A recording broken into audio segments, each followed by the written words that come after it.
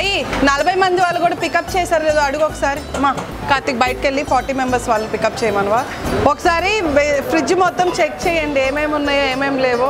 Vegetables ఒకసారి మొత్తం తీయండి. 100 మెంబర్స్కి తీసుకురామా కంటైనర్.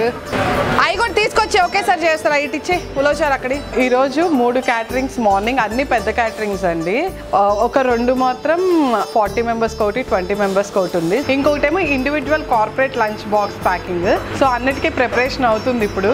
సో అన్నీ కొంచెం జూబ్లీ హిల్స్ నుంచి కొంచెం డిస్టెన్స్ ఎక్కువ ఉన్నాయి కాబట్టి టైంకి ఫుడ్ ప్రిపేర్ చేసి పంపించాలి.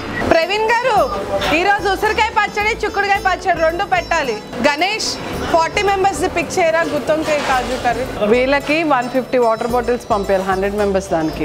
క్యాటరింగ్స్ అన్ని జాగ్రత్తగా పంపించేసామండి. సో ఇప్పుడు కస్టమర్ ఫీడ్బ్యాక్స్ ఎలా ఉన్నాయో చెక్ చేసుకోవాలి. అండ్ ఒకటి వచ్చేసి బంతి భోజనం అనమాట.